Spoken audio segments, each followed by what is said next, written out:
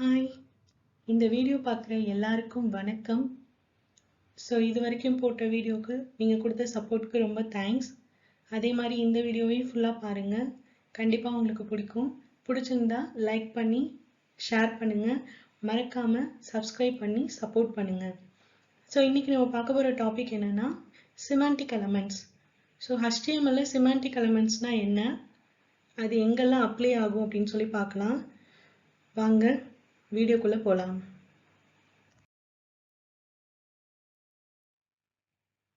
So semantic எலமெண்ட்ஸ்னால் என்னென்னா, அந்த டேகை நீங்கள் பார்க்கும்போதே மீனிங்ஃபுல்லாக இருக்கும். ஓகே, அந்த மாதிரி மீனிங்ஃபுல் டேக் நம்ம யூஸ் பண்ணுறதுனால ப்ரௌசருக்கும் சரி டெவலப்பருக்கும் சரி ஈஸியாக இருக்கும். ஓகே, ஸோ என்னென்னா, இப்போ ஃபார் எக்ஸாம்பிள் நான் வந்து ஒரு மீனிங்ஃபுல்லான ஒரு டேக் யூஸ் பண்ணுறேன்னா, அந்த டேகை என்ன பர்பஸ்க்காக யூஸ் பண்ணுறேன்றது அந்த டேக் நேம்லேயே இருக்கும். நானாக டிஃபைன் பண்ணணும்னு அவசியம் இல்லை. அப்போ வேற ஒரு டெவலப்பர் கிட்ட, இப்போ நம்ம பண்ணிட்டு இருக்க ப்ராஜெக்ட் வேற ஒரு டெவலப்பர் கிட்ட ஹேண்ட் ஓவர் கொடுத்தாங்க அப்படின்னா அவங்க என்ன பண்ண முடியும், ஈஸியாக அதை அண்டர்ஸ்டாண்ட் பண்ணி அதில் ஏதாவது மாடிஃபிகேஷன் பண்ணுறதா இருந்தாலும் டக்குன்னு பண்ணிடலாம். இதே வந்து நம்ம நான் சிமாண்டிக் எலமெண்ட்ஸ், அதாவது எந்த ஒரு மீனிங்குமே இல்லாத எலமெண்ட்ஸ், அதுதான் நான் சிமாண்டிக் எலமெண்ட்ஸ்னு சொல்லுவோம். அந்த மாதிரி டேக் யூஸ் பண்ணும்போது என்ன ஆகும்னா, சின்ன ஒரு சிங்கிள் பேஜ் 2 பேஜ் 3 பேஜ்னா ஓகே, பட் நிறைய பேஜஸ் சேர்ந்தது தான் வெப்சைட். ஃபார் எக்ஸாம்பிள் 100 பேஜஸ் கூட இருக்கும் சில வெப்சைட்லலாம். அப்படி இருக்கும்போது என்ன ஆகும்னா, நீங்கள் வந்து நான் சிமாண்டிக் எலமெண்ட்ஸ் யூஸ் பண்ணும்போது ரொம்ப கன்ஃபியூஸாக இருக்கும். எந்த டேக் வந்து எதுக்கு யூஸ் பண்ணியிருக்காங்க அப்படின்னு ரொம்ப குழப்பமாக இருக்கும். அதனால நம்ம என்ன பண்ணுறோம்னா சிமாண்டிக் எலமெண்ட்ஸை ஃபாலோ பண்ணுறோம். ஸோ நான் சிமாண்டிக் எலமெண்ட்ஸ்க்கு பெஸ்ட் எக்ஸாம்பிள் பார்த்தீங்கன்னா டிவ் ஸ்பேன். இந்த டிவ்ன்றது என்னன்னா, இப்போ வந்து ஒரு செக்ஷன் ஆஃப் கண்டென்ட் இருக்குன்னு வச்சுக்கோங்க. இப்போ வந்து நீங்கள் டாப்பில் வந்து ஒரு இமேஜ், ஒரு லோகோ, சம் லிங்க்ஸ், அதாவது மெனூஸ்லாம் இருக்கும்ல, அதெல்லாம் க்ரியேட் பண்ண போகிறீங்க.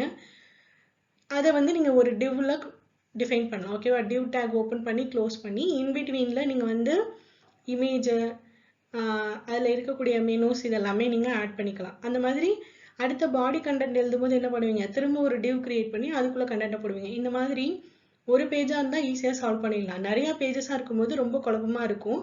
அதனால நம்ம என்ன பண்ணுறோம் அப்படின்னா சிமாண்டிக் எலமெண்ட்ஸை ஃபாலோ பண்ணுறோம்.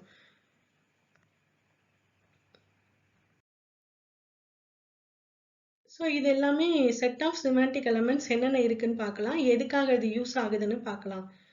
ஃபர்ஸ்ட் வந்து ஆர்டிக்கல் அப்படின்றது என்னன்னா, இப்போ நம்ம ஆர்டிக்கல் லைக் கண்டென்ட், அதாவது ஒரு பிளாகாக இருக்கலாம், இல்லை ஒரு நியூஸ் ஆர்டிக்கலாக இருக்கலாம். ஓகே, ஏதோ ஒரு ரிலவெண்ட்டான ஒரு கண்டென்ட்டை வந்து நீங்கள் டிஃபைன் பண்ணணும்னா அதை நீங்கள் ஆர்டிக்கல் டேக்குள்ளே டிஃபைன் பண்ணணும். ஓகேவா, ஒரு பிளாக் கண்டென்ட்டையோ, இப்போ நீங்கள் ஒரு பிளாக் கிரியேட் பண்ண போகிறீங்க, இல்லை வேற ஒரு பிளாக்கை வந்து இதில் ஆட் பண்ணணும் அப்படின்னா blog related content, news article, ஓகேவா, நியூஸ் பேப்பர்லாம் இருக்கும்ல அந்த பார்ட்டு, இதெல்லாம் வந்து நம்ம வந்து ஆர்டிக்கல் டேக்குள்ளே இன்க்ளூட் பண்ணணும்.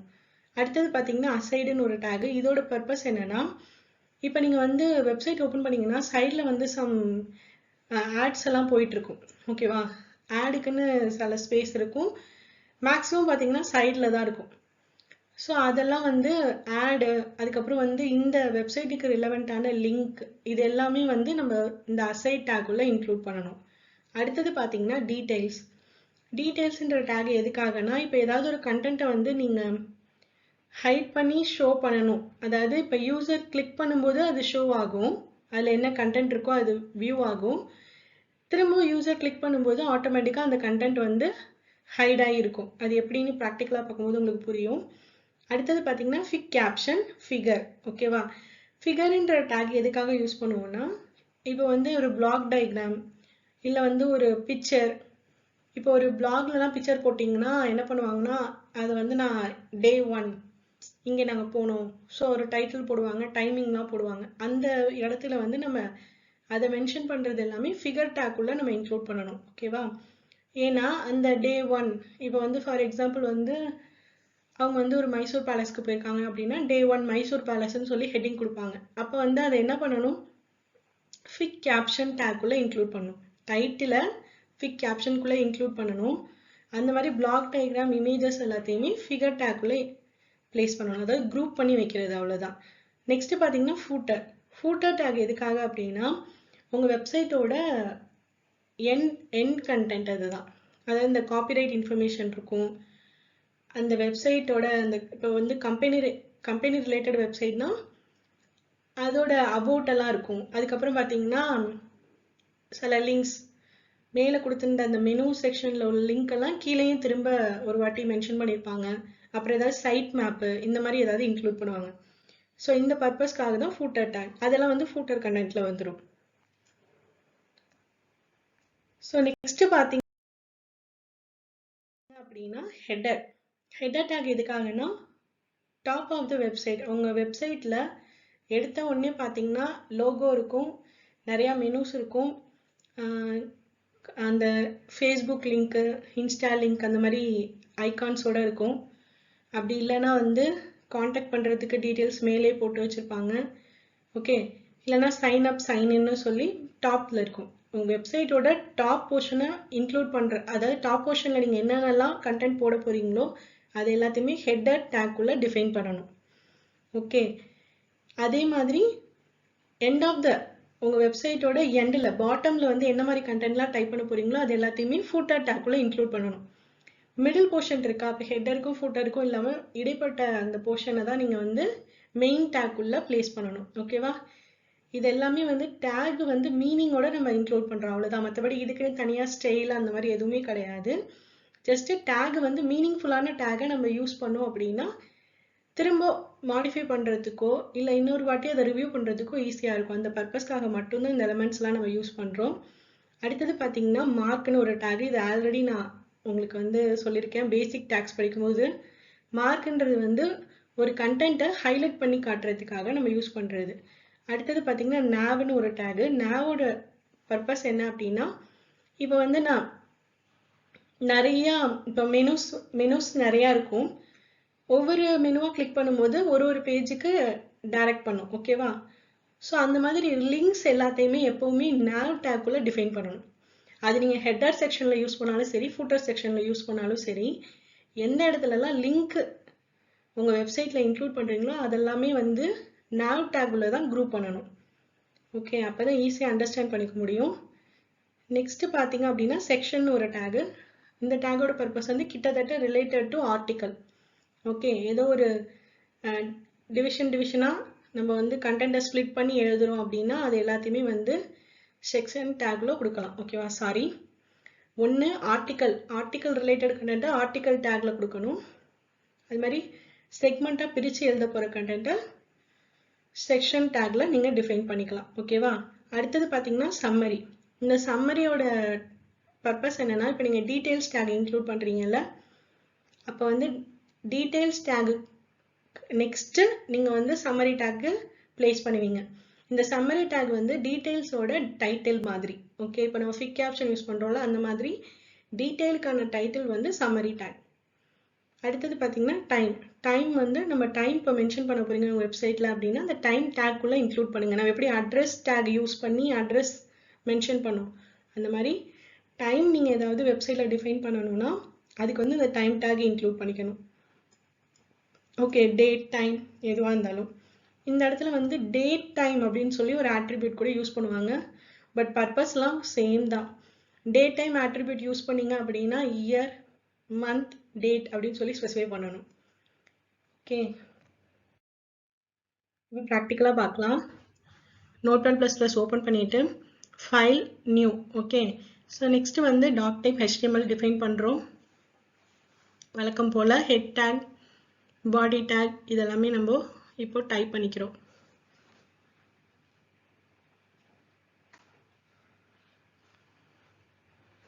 எந்த டேக் ஓப்பன் பண்ணாலும் மறக்காமல் இந்த டேக்கை க்ளோஸ் பண்ணிடணும், அதுதான் ப்ராப்பர் வே.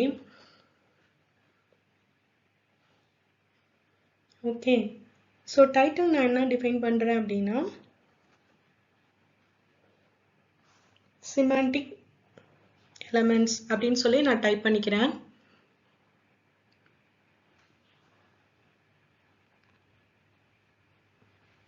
ஸோ பாடி டேக்ல இப்போ வந்து நம்ம என்னென்னலாம் சிமாண்டிக் எலமெண்ட்ஸோ அதெல்லாம் பார்க்கலாம். ஹெட்டர், ஃபூட்டர் இதெல்லாம் வந்து ஸ்பெசிஃபை பண்ற அளவுக்கு எந்த ஒரு பர்பஸ்க்கான உள்ள டேக் கிடையாது. ஓகே, ஜஸ்ட் அண்டர்ஸ்டாண்டிங் பர்பஸ்க்காக இந்த மாதிரி டேக் யூஸ் பண்றோம். ஸோ நம்ம டைரக்டா என்ன பண்ணலாம், ஃபிகர் டேக் எப்படி அப்ளை பண்றதுன்னு பார்க்கலாம். ஸோ ஃபிகர் டேக்ல வந்து இமேஜஸ் இன்க்ளூட் பண்ணுவோம், அவ்வளவுதான். ஒரு பிளாக் டயக்ராம் இல்லை இல்லுஸ்ட்ரேஷன் இல்லை ஏதோ ஒரு பிக்சர், இதெல்லாம் வந்து ஃபிகர் டேக்குள்ள டிஃபைன் பண்ணணும். அதுக்கு வந்து நீங்க டைட்டில் மென்ஷன் பண்றதுக்கு ஃபிக் கேப்ஷன் அப்படின்ற டேக் யூஸ் பண்ணணும். ஃபிக் கேப்ஷன் வந்து ஒன்று இமேஜுக்கு மேலே இருக்கும் டைட்டில், அப்படி இல்லைன்னா இமேஜுக்கு கீழே இருக்கும். நம்ம புக்லலாம் இருக்கும்ல, ஃபிகர் 1.1, டயக்ராம் 1.2 அந்த மாதிரி. ஸோ அந்த மாதிரி இங்கே வந்து நம்ம டைட்டில் டிஃபைன் பண்ணிக்கிறோம். நெக்ஸ்ட் நான் இமேஜ் போடணும்னா இமேஜ் டேக் தான், வேற எதுவும் கிடையாது. ஓகே, ஸோ இமேஜை சோர்ஸ் ஆல்ட் இதெல்லாம் கிரியேட் பண்ணிக்கிறோம். ஒரு இமேஜ் கொடுக்குறோம், அந்த இமேஜுக்கான டைட்டில் வந்து நான் ஃபிகர் 1.1 பட்டர்ஃப்ளைன்னு சொல்லி டைப் பண்ணியிருக்கேன். இப்போ இதை சேவ் பண்ணிக்கிறோம். ஸோ HTML ஃபைல்ஸ்ல semantic.html அப்படின்னு சொல்லி சேவ் பண்ணிக்கிறேன். இப்போ அந்த இடத்துல இமேஜ் நம்ம வந்து கொடுக்கலாம். ஏற்கனவே நம்ம கிட்ட வந்து இமேஜஸ் ஃபைலில் இமேஜ்லாம் இருக்குமா, அதில் ஒரு இமேஜை சூஸ் பண்ணிக்கிறேன். ஸோ இந்த 5 இருக்குல்ல, இந்த 5th இமேஜை சூஸ் பண்ணிக்கிறேன். ஸோ இமேஜஸ் /5.jpg எப்பவுமே ஃபுல் எக்ஸ்டென்ஷனோட கொடுக்கணும். இப்போ அல்டர்னேட்டிவ் டெக்ஸ்ட்ல வந்து நம்ம அந்த இமேஜுக்கு ரெலவெண்ட்டான டெக்ஸ்ட்டை கொடுக்கணும். இப்போ இதை சேவ் பண்ணிட்டு எக்ஸிக்யூட் பண்ணி பார்க்கலாம். அந்த ஃபைலை டபுள் கிளிக் பண்ணுங்க, வியூ ஆயிடுச்சா? ஸோ பாருங்க, இந்த ஃபிகர் 1.1 பட்டர்ஃப்ளைன் இருக்கா. ஜஸ்ட் நம்ம வந்து இமேஜுக்கு ஒரு டைட்டில், நம்ம புக்லலாம் இருக்கும், டெக்ஸ்ட் புக்லலாம் படிச்சிருப்பீங்க. டெக்ஸ்ட் புக்கில் பார்த்தீங்கன்னா எல்லா பிளாக் டயக்ராமுக்கும் கீழே வந்து டயக்ராம் 1.2, டயக்ராம் 2.1 அந்த மாதிரிலாம் இருக்கும். ஸோ அந்த பர்பஸ்க்கு தான் இந்த ஃபிக் கேப்ஷன், ஃபிகர் டேக் எல்லாம். ஓகே, ஸோ இப்போ இந்த மார்க் டேக் இருக்குல்ல, அதை திரும்ப ஒரு வாட்டி ரீகால் பண்ணலாம். ஓகே, இந்த ஃபிக் 1.1ன்றதை நான் மார்க் டேக்குள்ளே ஸ்பெசிஃபை பண்ணுறேன். இப்போ பாருங்க, எக்ஸிக்யூட் பண்ணி பார்க்கலாம். பாருங்க, இப்போ அது ஹைலைட் ஆயிடுச்சா? ஹைலைட் வந்து டிஃபால்ட்டாக எல்லோ கலரில் இருக்கும்.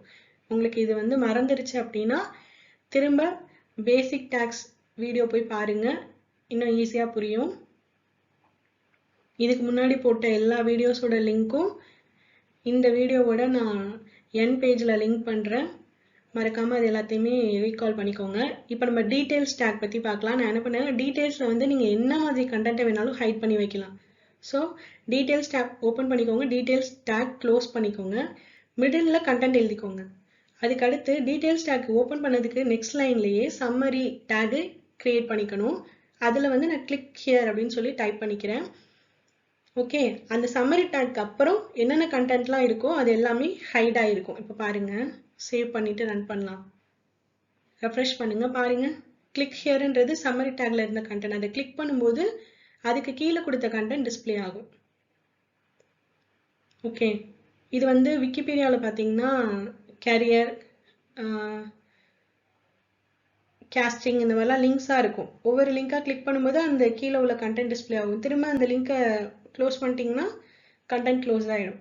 ஸோ அந்த மாதிரி கிளிக் பண்ணும்போது எனக்கு விஷுவலைஸ் ஆகணும், திரும்ப கிளிக் பண்ணும்போது க்ளோஸ் ஆகணும். அப்படிங்கும்போது நம்ம வந்து இந்த டீட்டெயில்ஸ் டேகை யூஸ் பண்ணிக்கலாம். ஸோ இப்போ நான் H1 இன்க்ளூட் பண்ணி காமிக்கிறேன். அதே மாதிரி இப்போ டைம் வந்து நம்ம அப்ளை பண்ணுவோம். சும்மா கேப்சர்ட் அட் அப்படின்னு சொல்லிட்டு டைம் டேக் இன்க்ளூட் பண்ணுறேன்.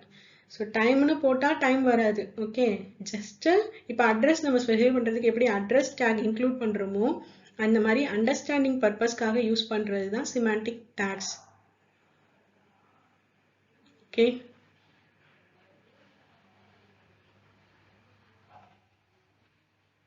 இப்போ கிளிக் பண்ணுங்க, கண்டென்ட்லாம் வியூ ஆகுதா?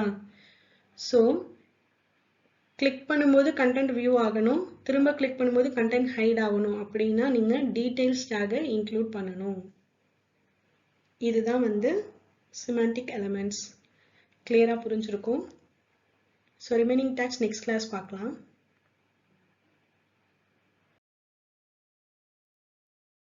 இதெல்லாம் பார்த்தீங்க அப்படின்னா இதான் structure. So first header portion, அதாவது டாப் வெப்சைட்டோட ஃபர்ஸ்ட் லேஅவுட்ல ஃபர்ஸ்ட் வந்து ஹெடர் போர்ஷன். இங்கே தான் வந்து இமேஜ் இருக்கும், ஓகேவா? இமேஜ் இருக்கும், லிங்க்ஸ் இருக்கும், இது எல்லாமே வந்து ஹெடர் போர்ஷன்ல இருக்கும். nav வந்து லிங்க் குரூப் பண்ணி வைக்கிறது, ஓகேவா? இப்போ இந்த nav tag வந்து நீங்க ஹெடர்க்குள்ளேயும் இன்க்ளூட் பண்ணி வச்சிருக்கலாம், ஃபூட்டருக்குள்ளேயும் இன்க்ளூட் பண்ணி வச்சிருக்கலாம். அடுத்தது பார்த்தீங்க அப்படின்னா மெயின்ன்றது வந்து பாடி கண்டென்ட். ஸோ பாடி கண்டென்ட்ல தான் வந்து செக்ஷன் டேகு, ஆர்டிக்கல் டேகு, அசை டேகு இதெல்லாமே இன்க்ளூட் பண்ணுவோம். ஃபைனல் லைன் வந்து ஃபூட்டர் டேக். ஓகே, இதெல்லாமே மீனிங்ஃபுல் பர்பஸ்க்காக யூஸ் பண்ணுற டேக்ஸ். மற்றபடி இதுக்குன்னு அப்ராப்ரியேட்டான ஸ்டைல் எதுவுமே கிடையாது. நம்ம ஸ்டைல் டிசைன் எல்லாமே வந்து சிஎஸ்எஸ் அப்ளை பண்ணி தான் நம்ம வெப்சைட் கிரியேட் பண்ண முடியும். ஓகே, ஸோ இதுதான் வந்து ஸ்ட்ரக்சர் ஆஃப் வெப்சைட். அதுக்கு என்ன மாதிரியான டேக்ஸ் யூஸ் பண்ணுவோன்றது தான் இதில் நான் டிஃபைன் பண்ணியிருக்கேன். ஓகே, ரிமைனிங் எல்லாமே நெக்ஸ்ட் கிளாஸில் பார்க்கலாம். ஸோ ஸ்டைல் பர்பஸ் எல்லாமே சிஎஸ்எஸ் அப்ளை பண்ணி தான் நம்ம பண்ண முடியும். இந்த டேக் எல்லாமே மீனிங்ஃபுல் பர்பஸ்க்காக மட்டும்தான் யூஸ் பண்ணுறோம். ஓகே,